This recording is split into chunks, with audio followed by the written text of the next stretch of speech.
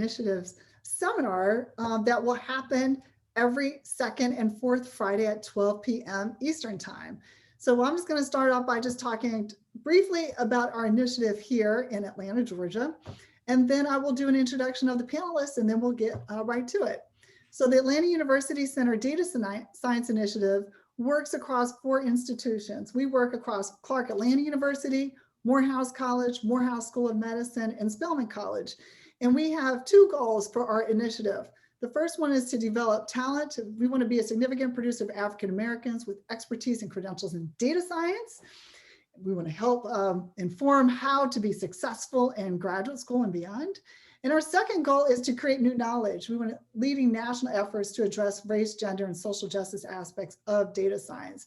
And we carry this out through curriculum development, both at the undergraduate and graduate levels, through innovative research projects, and also engagement across our AUC member institutions, and also with industry and other institutions as well. I'm the director.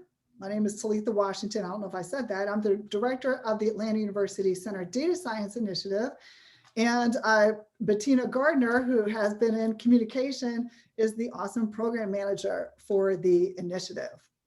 So without further ado, I am going to introduce our panelists who are going to talk about graduate programs in data science and how to be successful in graduate school. So one of our panelists is Kevin Womack. He's a 2019 graduate of Morehouse College with a bachelor's degree in both computer science and mathematics. Gotta love the math. In December of just last year, over a year after leaving the AUC, Kevin graduated from Columbia University's data science master's program. So in the following year, he's going to be working as a data science manager and an adjunct professor. Where, Kevin? At Morehouse, that's right, at the house. And he likes to keep busy in all things AUC. So thank you for joining us today, Kevin. Another panelist is Brianne Cortes. She's the Assistant Director of Admission and Academic Affairs at Columbia University. She initially joined the Data Science Institute at Columbia in 2014 as a program coordinator. In her current role, she promotes all things academic offerings at the Institute, from recruitment activities to info sessions, advising prospective and current graduate students. She provides strategic day-to-day support for the academic affairs and contributes to the ongoing expansion of Columbia Data Science Institute's ed offerings. So prior to the Data Science Initiative at Columbia, she was an assistant director of grad admissions at William Patterson University of New Jersey. And she is a proud, I love this school, graduate of Rowan University. If you're interested, you can ask me later why I love Rowan University in New Jersey. Anyway, so thank you for Brianne for joining us. Our third panelist is Dr. Tor Kwembe. He's the director of the Computational Data Enabled Science and Engineering Ph.D. program at Jackson State University. So he is involved in all things teaching, research, and other innovative responsibilities, rose through the ranks from tenure to full professor in 1998. After completing the undergraduate program in math and statistics from the University of Calabar, Nigeria, and master's degree in mathematics from the University of Illinois at Urbana-Champaign, he earned his PhD in applied math at University of Illinois at Chicago, and also did a postdoc at University of Illinois, Chicago. His current research is in all things big data and analytics, visualizations, and enabling technologies with applications to artificial intelligence, machine, and deep learning. So Dr. Kwembe, thank you for joining us today on the panel. So with that, we are going to dive right in. There are some questions that have popped up on our chat. So if you'd like to take a quick second so we can just do a poll and report out what people say of who's here, that would be awesome. But Dr. Kwembe, would you like to take it away and talk to us about preparing for graduate studies in data science?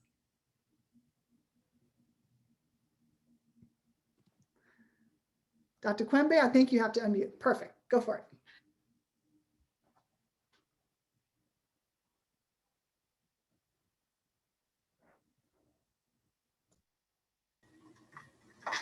Okay, so I'm going to work. Hello, Dr. Washington, thank you for the invitation and the opportunity to be the first in what is going to be a gazillion number of series that you'll be having in years to come. Uh, I'm going to be working from my slides, uh, and I changed them a lot from the initial concept, and then finally I understood that I'll be talking about preparing for graduate studies in data sciences. And so first, I'm going to define what computational data-enabled science and engineering is. This is a new discipline. You're not going to see that commonly on many curriculums across the university. We kind of pride ourselves that we're the first to start a PhD program in this area, or any degree program for that matter, in the area of computational data-enabled science and engineering. This is an NSF concept. What it is a science that uses computational to data mining and management systems to advance scientific, engineering, and business innovations. You would say that I'm going to be clever living out the medical sciences, but when I come to define or talk about the CDSE PhD program at Jackson State University, I will include the medical sciences. This discipline being an NSF initiative, NSF tried to work around NIH turf. So the medical sciences are not inclusive in that definition. But as you can see on the screen, NSF defines CDS and E as an intellectual and technological discipline at the interface of applied mathematics, statistics, computer science, core sciences, and engineering disciplines with application and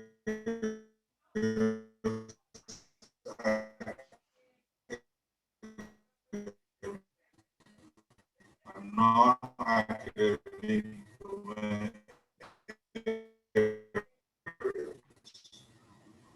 areas. In general, we're going to define CDS and E as a combination of data science and big data analytics. So big data analytics is essentially dealing with data that have high volume, high veracity, and full views. So we use the tools of data science and big data to discover, analyze, visualize, and present data and predictive analytics, which takes us to modeling and artificial intelligence and all the good things that comes with it. So that's the premise upon which the program at Jackson State University is developed. It is across disciplines. I think, as you all know, in a typical university setting, there are different administrative units. And then amongst those units, you have the academic affairs. And the academic affairs is composed of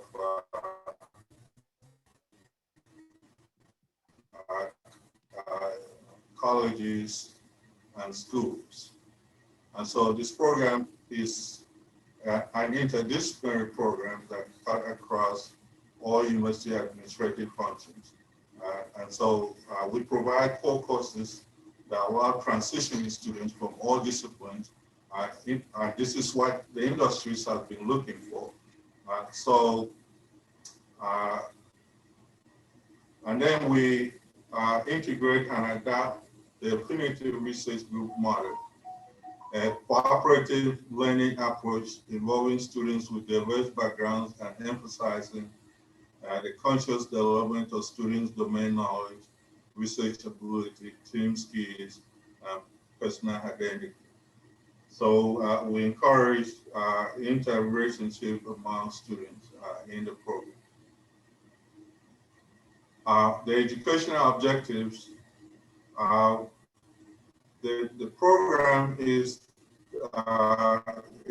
designed to cover 4 domain areas. So we have the computational biology and bioinformatics concentration as a domain area, and computational mathematics and statistical sciences as a domain area, computational physical sciences, computational public health sciences, and computational science and engineering. So all the students in the programs have to choose a domain area in these 4 concentration tracks. So our idea here is to produce high quality graduates with terminal degrees in CDS and E capable of joining the workforce in industry, academic, and state or federal agencies, and of becoming the future leaders in computing-centric and big data fields. So the admission requirements to be considered for admission in this program, first you must apply online, and the link is there, https mygraduateschool.jsums.edu. Provide official copies of transcript from all colleges and universities attended. The applicant must have a bachelor's or master's degree from an accredited college or university in STEM or public health sciences, a minimum GPA of 3.0 and a 4.0 scale on the highest degree end. If you are a foreign student, you must produce a satisfactory TOEFL score. There is no GRE requirement for admission in this program, but it is encouraged. The GRE as a baseline of knowledge in the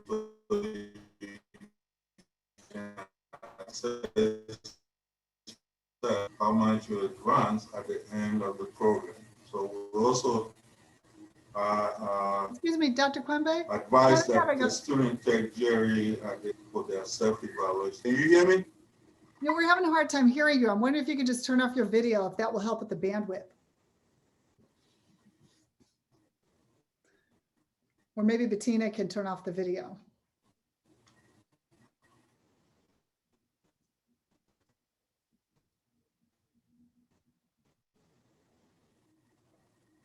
Oh, perfect. Go ahead. You can share your screen though.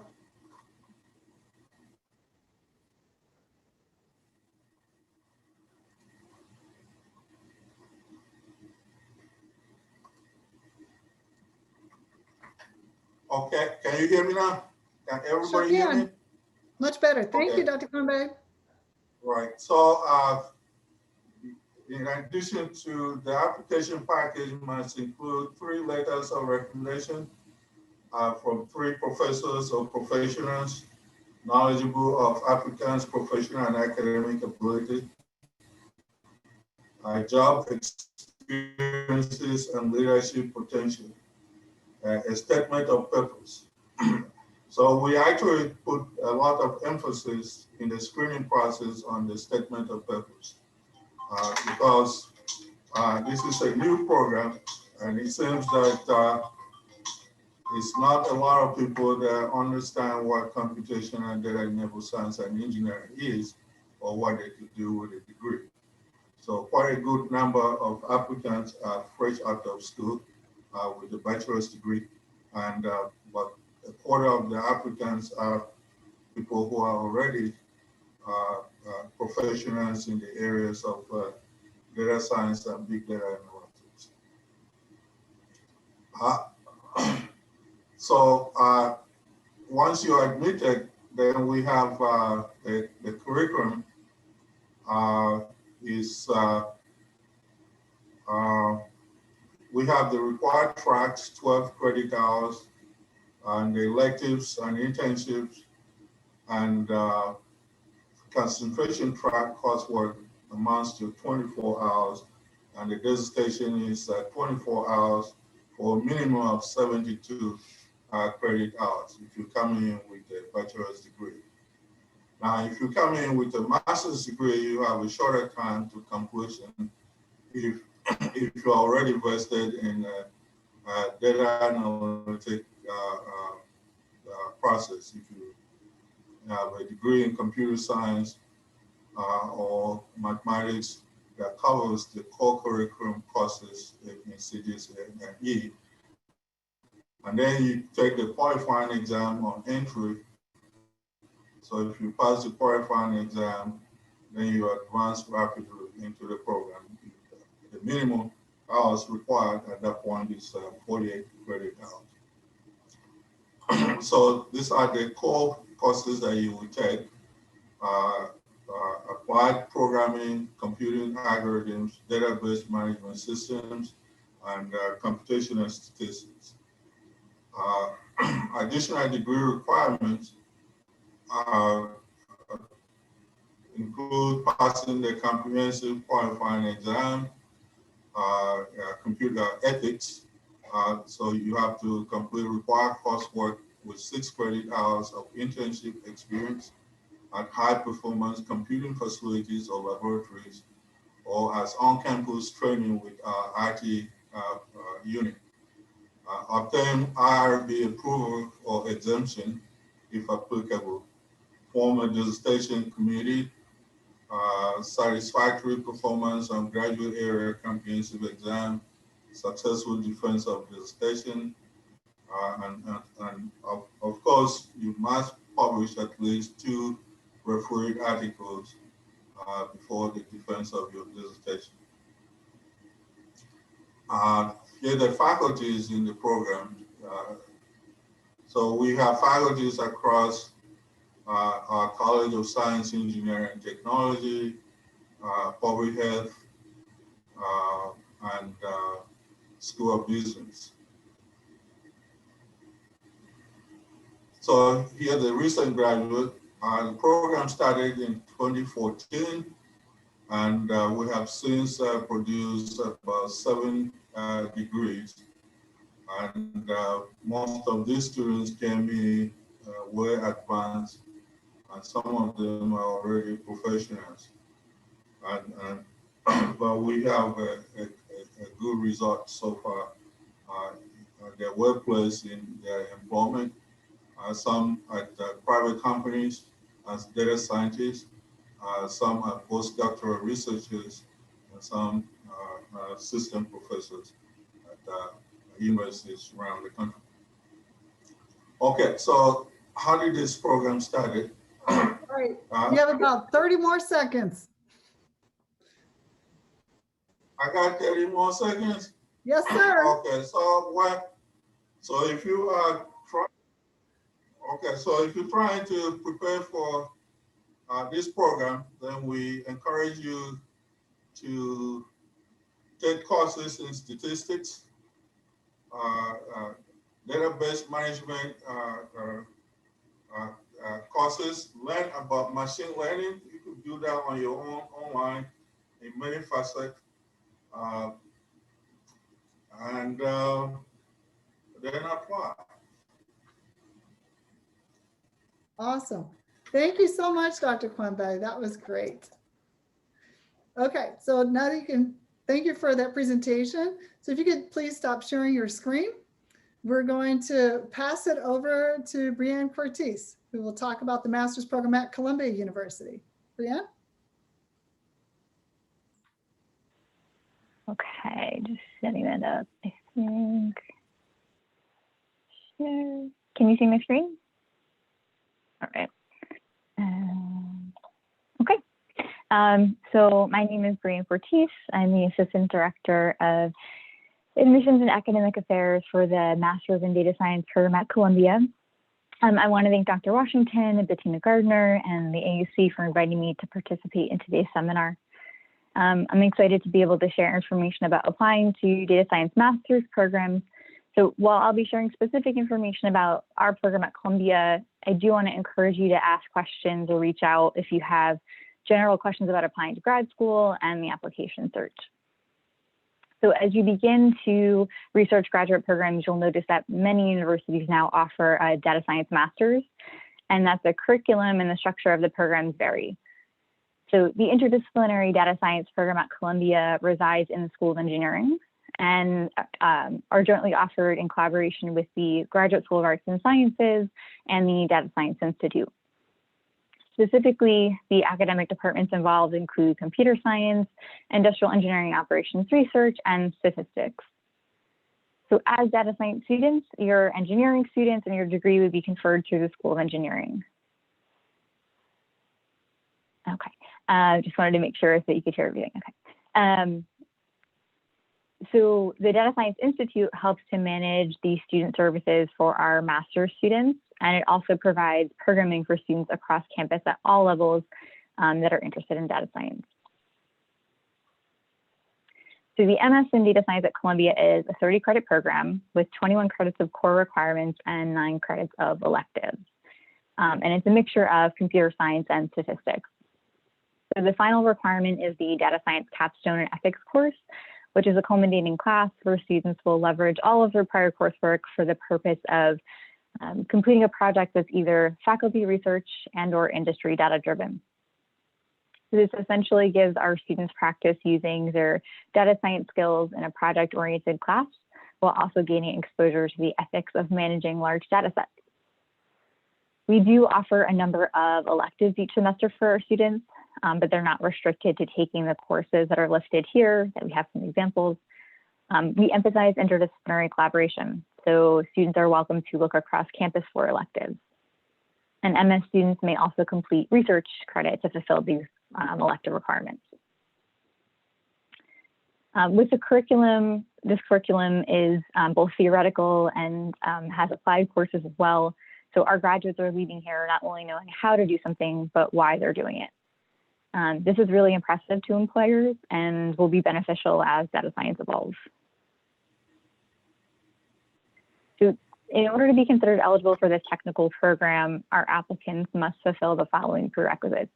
You must hold an undergraduate degree, must have prior quantitative coursework, and completed computer programming coursework, specifically in Java, C, C++, or Python.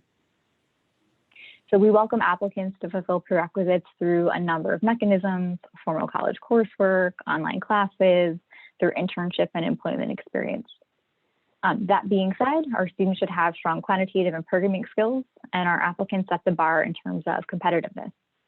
So individuals that have more documented experience, specifically traditional credit-bearing courses, will go further in the admissions review process. So on the quantitative side, most of our accepted students have taken the full calculus sequence. So that's Calc 1, 2, 3, multivariable calculus, as well as linear algebra. We strongly recommend applicants to take linear algebra if they haven't already done so. And it looks like hold on one second, the sun suddenly came out. Okay, that's a little better, sorry. So we do not require applicants to come into the MS program knowing a specific programming language, but it should be noted that instructors are typically using Python, and many employers prefer to use Python as well. So students will use R specifically in one of the core classes, the data visualization course. So our curriculum is structured so that faculty will expect students to have strong programming skills immediately, and they will not be teaching programming. So we do encourage applicants to consider additional preparation beyond the minimum eligibility requirement. So enrolling in a data structures course or advanced programming course will significantly strengthen an application. So the application requirements are listed here, and most graduate applications will have similar requirements, just as Dr. Kwembe mentioned, very similar with you have to have transcripts, letters of recommendation, a personal statement, CV resume. Typically, we actually do require the GRE, but for the 2021 admission cycle, it is optional, and we'll see what happens for future admission cycles. So when it comes to references, I would suggest that you look for faculty members that know you well and can attest specifically to your programming and quantitative skills. Professional references are accepted too. I would make sure though that the individual that you ask was your manager or someone that you reported to, and avoid letters of recommendation from peers or coworkers. For the resume, I would suggest including any projects, hackathons, Kaggle competitions that you've completed. You may want to include your GitHub link if you have one. It's helpful to highlight any software tools and programming languages that you've used. I have applicants will bold them, and I think that's really helpful.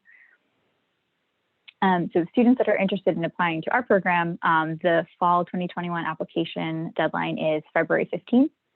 To be guaranteed for review. Many of our peer institutions have a similar deadline around January or February for the following fall. So if you're not quite ready to apply yet, start looking in the fall if you're, for the next year to make sure that you're aware of any deadlines. So most data science programs are relatively new. We launched the MS in Columbia in 2014 and had about 200 applications. And since then, we've seen a significant increase in applications, not only applications to our program, but generally interest from undergraduates to PhD students across campus in interest in cross-registering for our courses. So students in all programs are understanding the value that data science can bring to their discipline and research. So for the fall of 2020, we actually had 1,850 applications, and we had 200 students accept the offer of admission. And I should note, we typically have a class size of about 150 to 175 students, but with everything this year, it's a strange year. So most applications are from individuals that just completed their undergraduate degree or have earned their degree in the last 1 to 2 years, and the average age is about 23. And the majority of our applicants completed technical undergraduate programs, but we always have a small cohort of students that completed a non-traditional major. We often see actuarial science, business, econ, psychology, and these individuals were able to provide clear evidence that they had exceptional programming and quantitative skills. So oftentimes these applicants completed courses after their undergraduate program to strengthen their application. And we have about 520 graduates from the master's and expect to graduate another 160 students when fall degrees are conferred next month. And data science graduates are in high demand, as reflected by the 93% placement rate within 3 months of graduating. So I regularly speak with prospective students that are in the at the initial stage of the application process that are trying to determine what program is right for them. Many are trying to decide between data science, computer science, and statistics. With data science being interdisciplinary, it can be confusing and a bit overwhelming trying to navigate through all the options available to you. So at Columbia alone, we have a master's in data science, computer science, stats, business analytics, and applied analytics. So the best advice I can give to someone in this situation is to seek out both admissions representatives. And when I say that, it's someone not just in the central admissions department, but an administrator that works with that specific program or is in the academic department that hosts the program, as well as current students or alumni, and ask questions. So the more questions you ask and conversations that you have with people who know the program well, the more secure you'll feel when you need to make the decision about what offer to accept. So I included a few questions here that I think are really important to ask when speaking with an admissions representative. So first, I highly recommend asking about the core requirements and the flexibility students will have to cross-register. Many of you on this call are from different majors and have different interests in how you want to apply data science. So if you want flexibility to enroll in a non-technical course in another discipline, will you be permitted to do that? Some programs may not have the space built into the curriculum for electives or have a very specific set of courses that you can choose from. You have about 30 more seconds. Oh, no. Okay. So I guess the other thing I specifically want to say is that for career resources, most of our graduates are going into industry. And I think that's one of the most important aspects to ask is, how will the program support your transition? And will employers be coming to campus? Also, last one is, has the program changed and what mechanisms are in place for getting feedback from students? So all new programs will face unexpected challenges, and it's important to know if administrators will take critical feedback from students and implement necessary changes to improve the student experience. And I'm happy to go into any other details with questions, but I think these are great examples of just really strong questions to give you more information when you do your exploring. Plugging the fact that we have a new fellowship, and I can answer more questions about this later. No, actually, also wanted to plug. Yeah, go ahead. Brianne, I would relinquish some of my time so you can talk about this because it's really important. Seriously. Okay, I'll take just a couple more seconds. So, yeah, I think again these are great questions to ask. So with the fellowship. So one of the other questions I would encourage you to ask is about funding. It's a really important thing. Our program, it's a private university. It's not only a big time commitment, but a financial commitment. So how, what funding opportunities are available? Not all master's students have funding, or master's programs have funding. Many are often reserved for PhD programs, but there are ones out there. And we actually, until just a couple of weeks ago, we were not one of the programs that had funding. So this program is, it's a fellowship. JP Morgan is sponsoring it, and it is supporting master's in data science students at Columbia, focusing on applicants of historically underserved or underprivileged populations to promote Columbia's goal of promoting a diverse student body. And it's guaranteed for 2 semesters of full-time study. Full tuition fees and a stipend that is intended to cover the cost of living in New York City, which is expensive. And fellows will be invited to complete an internship with JP Morgan after your first academic year. And renewal for that 3rd and final semester is contingent on completing that internship. So you would apply when you're applying to the program. You can submit the reflection under the supplemental documents section. So we're really excited to be able to, for the first time we're announcing it. And then just briefly also, until this moment, we didn't have fellowships to offer our students or applicants. So we tried to promote other opportunities that we know of, and GEM is one of those. It's a network of leading corporations, labs, top universities, research institutions that enables qualified students from underrepresented communities to pursue STEM graduate education. And Columbia is a member of this, a member of GEM, and the website actually provides detailed information about fellowships, as well as the list of programs and the complete list of university members. Again, if Columbia isn't your only option, you want to go explore other places, there are a lot of other opportunities that are GEM members. Okay, so the last slide is Kevin and I worked on creating lists of recommended questions to ask of students and alumni. Since we're lucky to have Kevin join us, and we wanted to ask him to share his experience and answer some of these questions we thought would be helpful. All right. Kevin, thank you so much, Brianne. Really appreciate the insights. Yeah. All right, Kevin Womack, take it away. Thank you, Brianne, for the lead into the slide. And also real quick, thank you, Dr. Washington and Ms. Gardner for inviting me to be here. I have said to y'all many times, the AUC has a special place in my heart, and anything that y'all ever need, or if any of you out there watching right now have any questions about what it's like that we didn't get to today, please feel free to find me on LinkedIn. I'll respond, and any way I can help you, I definitely will. But why I'm here today is you've had the chance to hear from sort of representatives from 2 schools, but now I want to kind of bring the student perspective to this conversation. These are questions that I get asked all the time, so I thought I would try to cover some of them, and then any that we don't get to, feel free to ask me in the Q&A.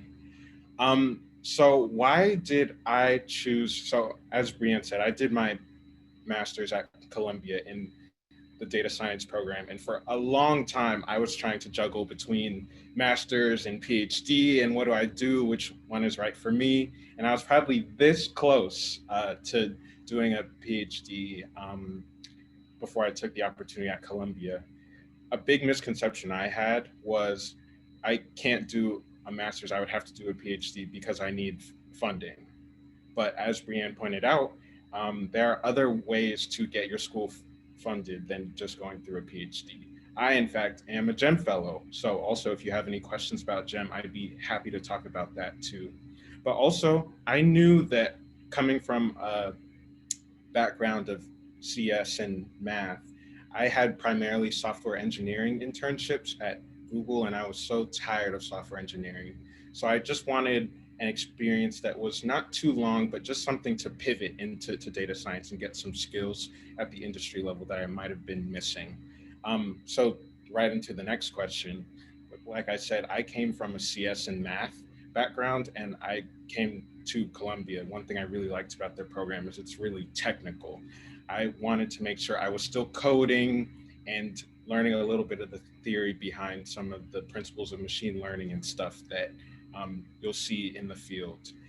Other programs, like I think Brianne mentioned the Applied Analytics program, that's a little less technical, and I think it's in the School of Professional Studies. So one thing when you talk to students other than myself, when you're looking for programs, ask them what their background is, because if you're really interested in something more technical, maybe the programs you apply to look a little different.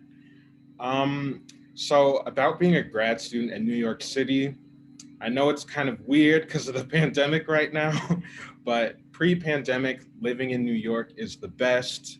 The bodegas, everything open late, and it's really just a vibrant city, not just for, you know, your social life, but also data science as well. It's a growing city for startups and meetups, and you know, people are coming from all over the world to New York City for things beyond data science, but also especially for data science. So I loved being there, and I learned so much from the people around me. And that was one thing that I definitely took away from my Columbia experience.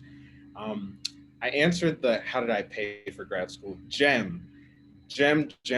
Please, y'all out there, if you are looking to apply master's or PhD, whatever, please apply to the GEM fellowship. Not only do you get tuition, a stipend every semester, and you also get, for a PhD, you get one summer internship. For a master's program, you get 2 summer internships. So I also got paid during the summer. It was great. And I was able to get my master's fully paid for. So definitely don't think you have to apply for a PhD if it's just a matter of funding. If you want to do a PhD, just make sure you're really ready. Talk to advisors, talk to students, and make sure it's the right choice for you. I know this is kind of a non-answer, but PhD versus master's really is a personal decision that you've got to find out for yourself. Did I feel prepared for the industry following program? Absolutely. As Dr. Washington said at the beginning, I've been able to somehow miraculously get 3 jobs, which also speaks to Brianne's point of how the world is hiring data scientists everywhere. So I'll be a data scientist full-time, a data science manager at a startup in New York, and obviously the adjunct professor position at Morehouse. One good thing about the pandemic is you don't have to be in one spot. So why not get a job in 3 different cities, right? What would I change about the program?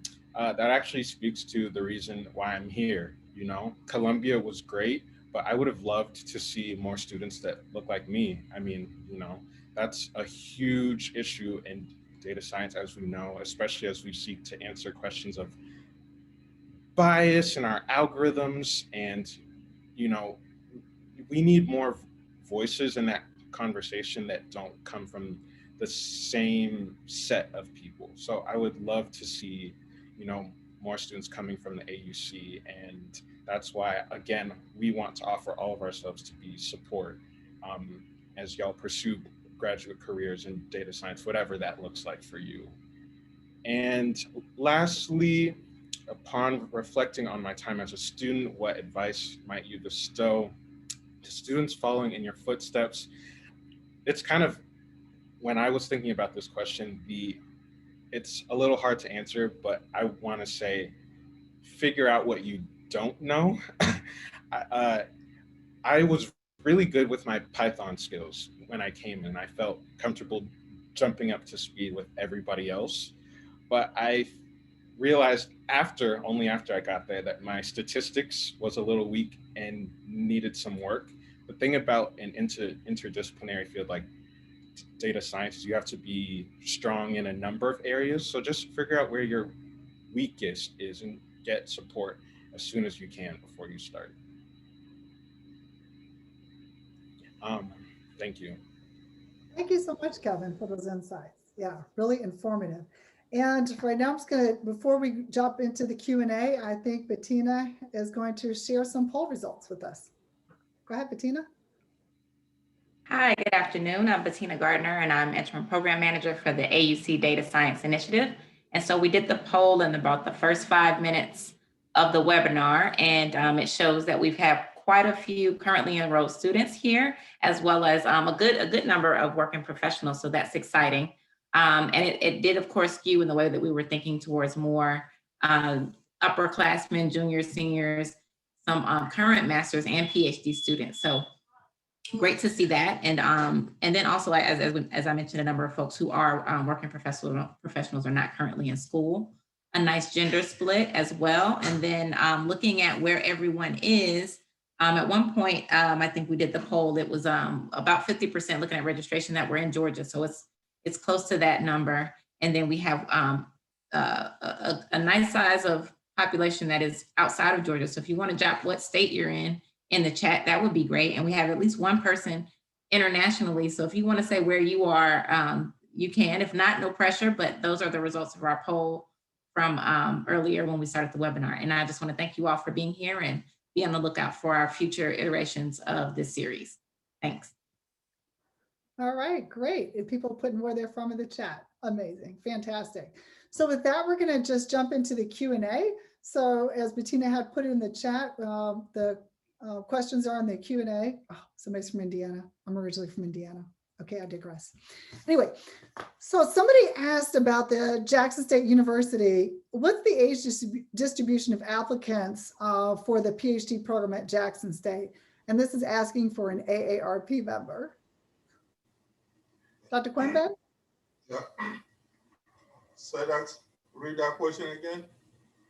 What's the age distribution of applicants, or how old are your grad students? Like, what does that look like? The age distribution.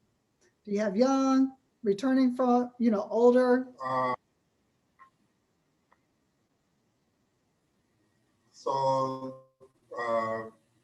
We have about 40%. Uh-oh, your sound's cutting out, so you might want to turn off the video again. Young people and 50, about 45% for our first degree holders, young people, about 25 average, and the remaining people are above 25 years old. All right, great. And do you also have funding at Jackson State for the PhD data science program? Okay, so we have limited funding. The majority of students are self-funded. And it's one of the things that we look at the applications. If you have funding coming in, some people actually do have funding before applying. And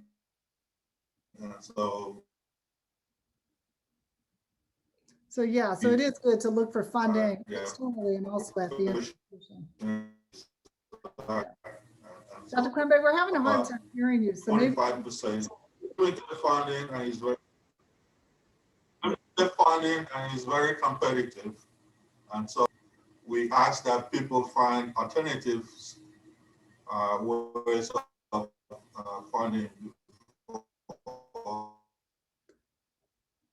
Okay, thank you, Dr. Kwembe. All right, Kevin, since you were you went straight into a master's program right after the undergrad, what do you think about entering into a graduate degree program directly from undergrad? Or is getting some work experience before attending graduate school helpful? Because I'm sure you're probably with classmates who have been in industry. Obviously, you had industry experience through internships, but from your vantage point, you know, is there an advantage or what are your thoughts around that? Sure, absolutely. So the thing about trying to get a data scientist role, it's really hard to do if either you haven't been a data scientist before, or I've seen if you don't have a degree that says data science or analytics on it somewhere. When coming out of undergrad with just CS and math, I could only get roles as a software engineer. So I really needed this extra time at Columbia, just that year and a half, 3 semesters to get something that said data science on it. And then suddenly all the doors opened up for that. Good, that's really good. Brianne, can you just briefly clarify the programming or computer science requirements for admission? Somebody wasn't really sure what's required and what's recommended. Sure, yeah, that's a great question and one that we get a lot. We keep it vague to encourage people from non-CS backgrounds to apply. But what we're seeing is it's getting more and more competitive. You know, that 200 applications to, close to 2,000 is what I expect for the fall of 2021, is that the faculty review committee are really looking for, more than just an introductory to programming course. So beyond that, having a data structures course, advanced programming, computer science courses that require you to program are going to significantly strengthen your application. And again, strong performance in those classes is preferred. And I think another way to highlight your programming skills would be through the other application requirements. So having letters of recommendation from a professor that you completed a project with that required programming skills.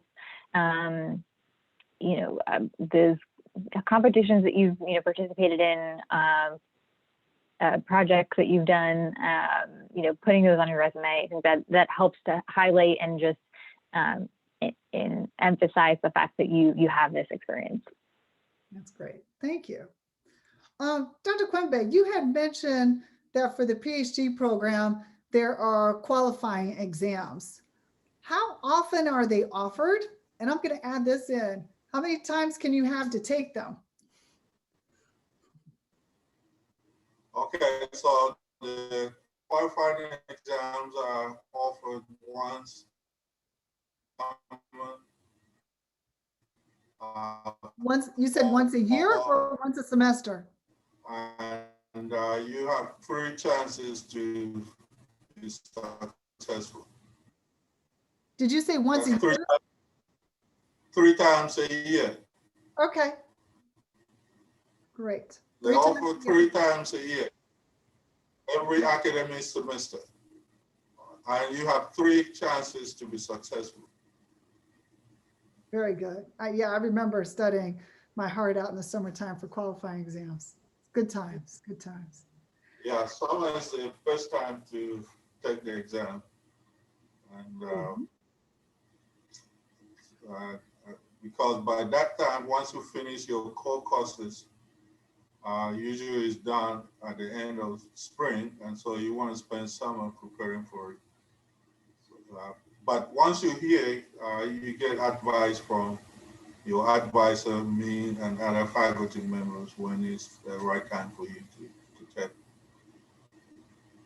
Good. So Kevin, you have you've successfully completed the master's program. You also are a GEM fellow. So what are your insights on letters of recommendation from faculty or from research mentors along the way? So how do you ensure you get good recommendation letters, right? And how can you work with faculty to get those letters, and who should you get them from?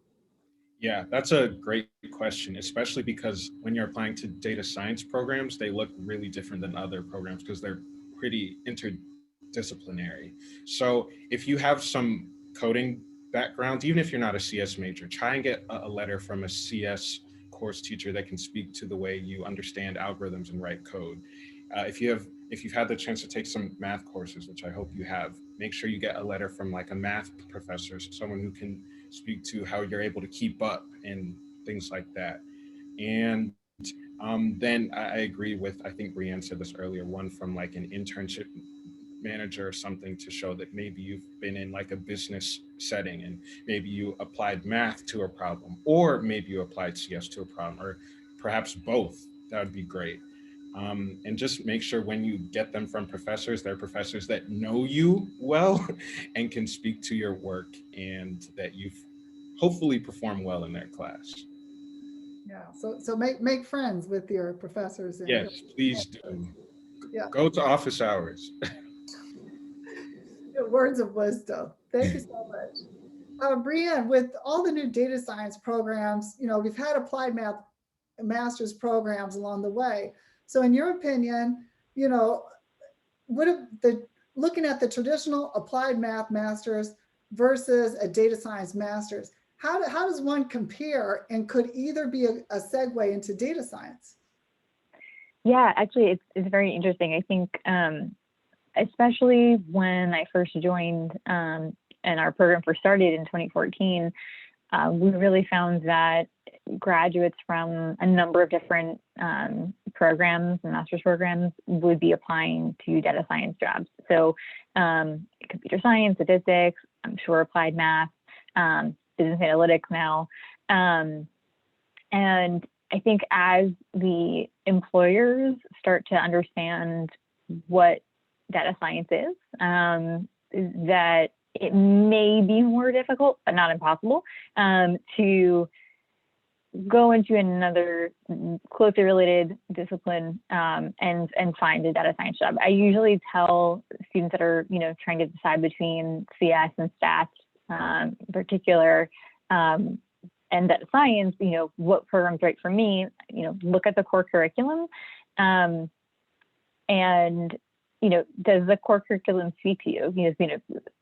There are ways for students in our program to waive out if you have mastered the courses from an undergraduate degree, already, but you're likely to have to take those classes. And within CS, for instance, they have other tracks that you can do, and you may not be able to get the statistics required experience that you might need for the data science role, following your master's degree.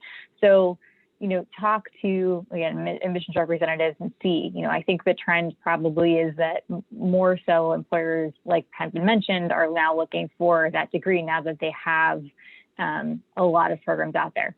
Yeah. 2014, they didn't exist. If I could add one small Yeah, as well, someone asked about interviews. When I did all of my interviews for these data science roles, they're saying like, have you used pandas? Have you used NumPy? Do you know about scikit-learn? And what classifiers have you learned about in scikit-learn? And can you apply them to a business problem? If you're going to go the applied math route or CS route, just know that employers are looking for those things. And if you're not getting those things from your program, you might want to look for something else. Great, thank you. Dr. Kwembe, somebody asked about how do you handle deferment of acceptance? So if somebody applies, they're accepted, how is deference of acceptance handled? Okay, so we have a few cases responding the Dr. Kwembe, we're having a really hard time. Can you turn up your video, please? So we have a few cases who have actually deferred their admission to one semester or a full graduate studies office where you initiated the application and inform them that you want to defer your admission. And then they will handle it from there. Or you could send the email to me directly, which usually you have in your letter,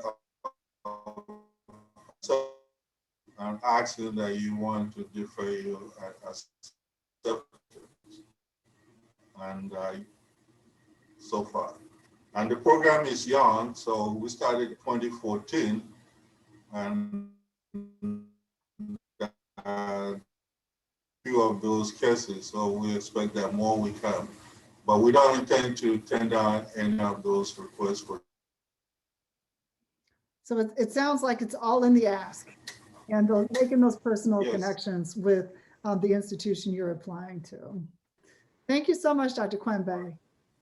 Kevin, as you've traveled through the tech industry and your Google experiences, Columbia, and you had mentioned that in some of your experiences, you were the only one.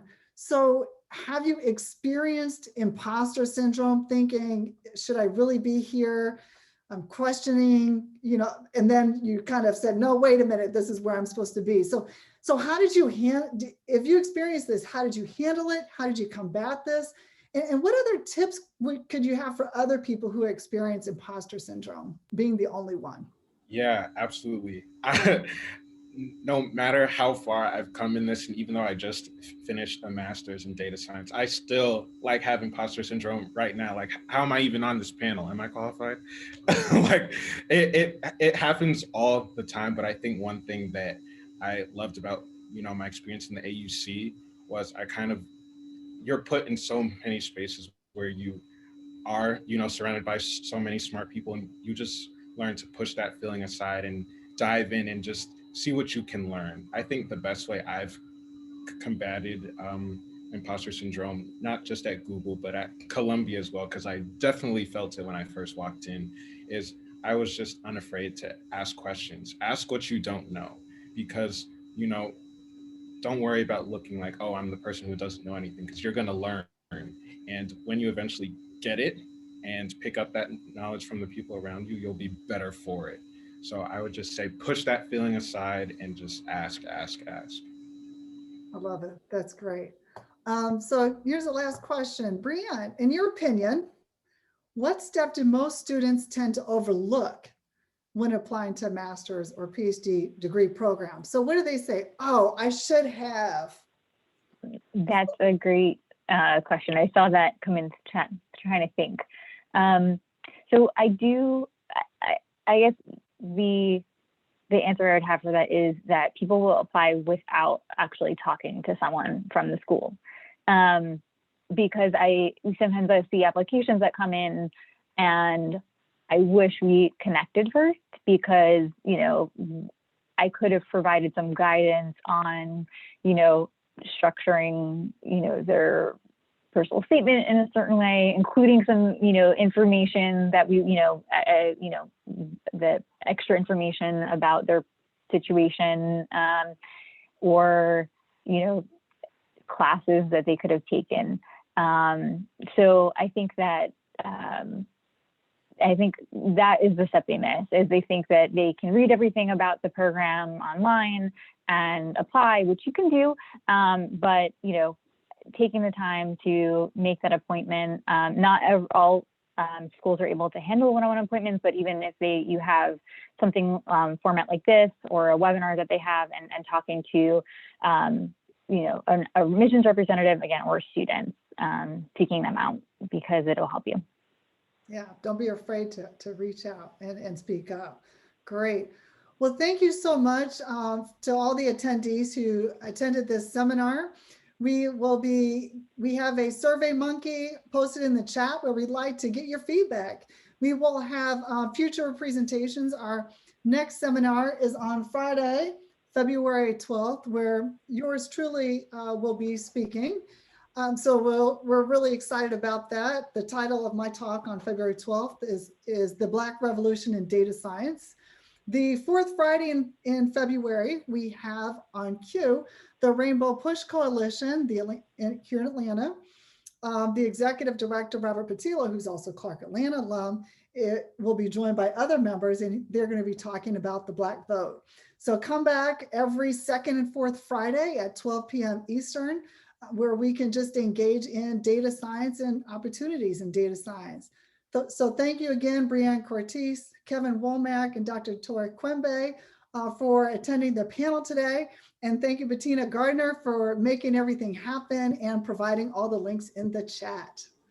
So join our newsletter and stay connected with us. Hope everybody has a great Friday. Thank you. Thank you. Thank you so much.